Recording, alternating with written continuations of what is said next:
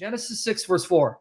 There were giants in the earth in those days, and also after that, when the sons of God came in unto the daughters of men, and they bare children to them. Now, again, I'm going to test you. That's what the purpose of these sessions is, to drill you, challenge you, put pressure on you, so that by the grace of God, by the grace of God's Spirit, you learn to think more deeply and read more slowly, simmer on the passage until you fully understand it, and it sinks in and becomes second nature by the grace of God's Spirit, so now you can teach others.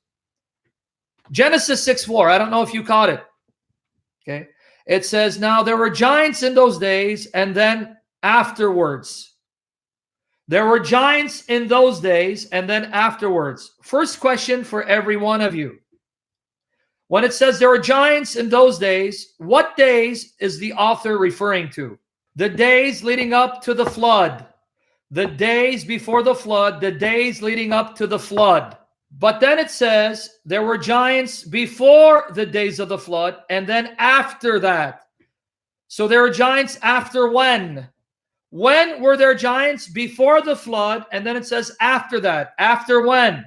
How can you have giants existing after the flood if the giants are the offspring of the angelic sons of God with earthly women? Are you saying that another influx of angelic beings sired women even after the flood? So this is why I say, read carefully. Read slowly. Let's look at it again. Genesis 6, verse 4. Because if you actually read the passage doesn't necessarily say the Nephilim are the offspring of the sons of God. Okay? Here, let's reread it, guys. Pay attention. There were giants in the earth in those days, and also after that. So before and after the flood, there were giants, Nephilim. Now let me tell you where this word giants appears again in the Pentateuch, the books of Moses. Numbers 13, 31 to 33. Pay attention to verse 33. But the men that went up with him said, we be not able to go up against the people, for they are stronger than we. And they brought up an evil report of the land which they had searched unto the children of Israel, saying, the land through which we have gone to search, it is a land that eateth up the inhabitants thereof, and all the people that we saw in it are men of great stature. Notice 33. And there we saw the giants. Guess what the Hebrew word is? Nephilim. We saw the Nephilim in Canaan, Moses, during the time of the Exodus. The sons of Anak. Oh, wow. Notice the Nephilim are not the sons of the angels. They're the sons of a human being named Anak. And Anak is a Canaanite, a descendant of Ham. The sons of Anak, which come of the giants. And we were in our own sight as grasshoppers, so we were in their sight. Anak is a Canaanite. He's a descendant of Canaan, who's a son of Ham. And yet he and his children are Nephilim, they're giants. And they were there at the time of Moses. So are the giants the offspring of the angelic sons of God? Or are the giants some other group distinguished from the offspring of the angelic sons of God? Folks, if you read the Bible carefully, the Nephilim are not the offspring of the angels. They're a group of human beings who are excessively huge. Goliath is one of them, but they arise from the human gene pool. They're from the gene pool of the human race. They're not the byproduct of angels sleeping with women. In our gene pool, human gene pool, we have the capacity to produce dwarfs and giants. Dwarfs and giants. That's in our gene pool. So it is a misunderstanding, as far as I'm concerned, that the Nephilim were the children of the angels. No, the children of the angels were there when the Nephilim were there. They existed side by side. Let's reread Genesis 6, verse 4 again. There were giants in the earth in those days. Reread it, guys. And also after that. So there were giants before and after the flood. We saw when these giants showed up after the flood. They were there in Canaan during the time of Moses. and they're said to be the sons of Anak. Anak is not an angel or a hybrid of angels and humans. Anak is a descendant of Canaan. Canaan is the son of Ham, the son of Noah. They're from the human gene pool. If you look at Goliath's height, he was a Nephilim, and Goliath was about 9 feet tall. So these giants, when we talk about giants, we're not talking about 20, 30 feet people. We're talking about people 8 feet, 9 feet, over 7 feet. Kareem Abdul-Jabbar would have been called a giant at the time of Moses, right? Genesis 6, verse 4. Let's read it now, because I want you to read the latter part.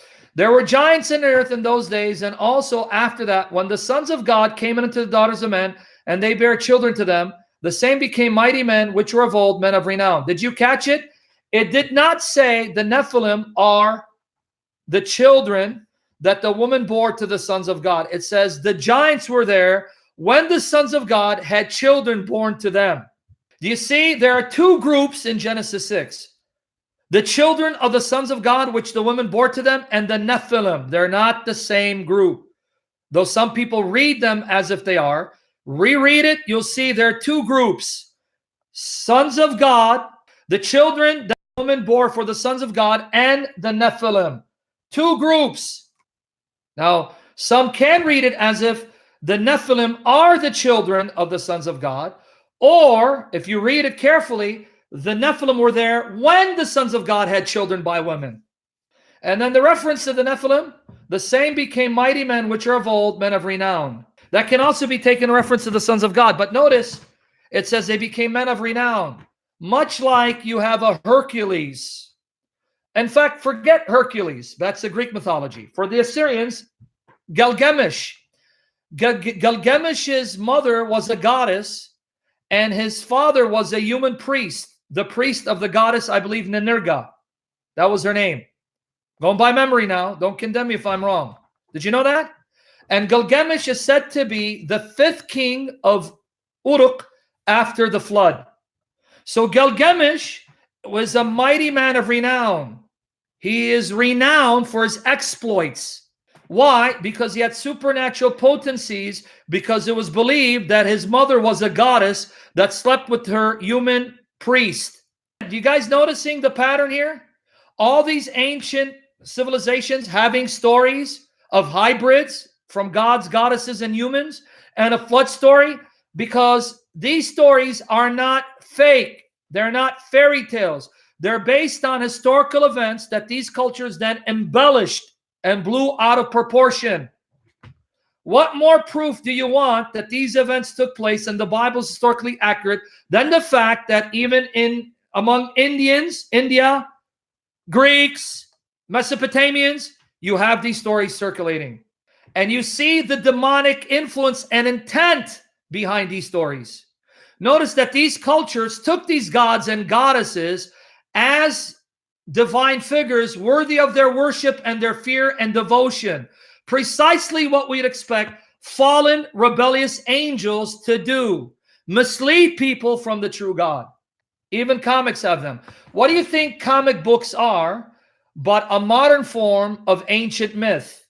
Comics are modern form of ancient myth where you have gods and goddesses visiting from other planets like Superman. In point of fact, Thor is not a comic book figure. Thor and Odin, these are the gods of the Norse religion. Did you know that? Did you understand? Thor, Loki, Odin, these are not comic book figures. These are the gods of the Norse religion. So comic books are the modern form of ancient myths. So when you're reading comics, you're doing what the ancients did, reading stories of gods and goddesses. Is everything now, guys, look what you're learning. You're learning that if you plunge deep into the Bible explains everything around you. It explains reality perfectly because it comes from the creator of reality. Now the myths make sense, don't they? Right? It's all making sense. It all fits if you let the Bible be the lens through which you see reality, because the Bible is God's lenses for you to see things the way God sees it, And God sees reality perfectly because he's the creator whose perception is perfect. Is it making sense? Even aliens, if they're real, and when I say real, I'm not talking about they're extraterrestrial. They're not from the physical universe. If aliens are real, this again would be understandable in light of John 6, because that means we're now having another influx of rebellious angelic creatures coming to the earth to do to man what that influx of angelic creatures did before the flood. Corrupt the human race, corrupt the human gene pool, and mislead them from the worship of God, looking to them as the agents that started life on earth. Right?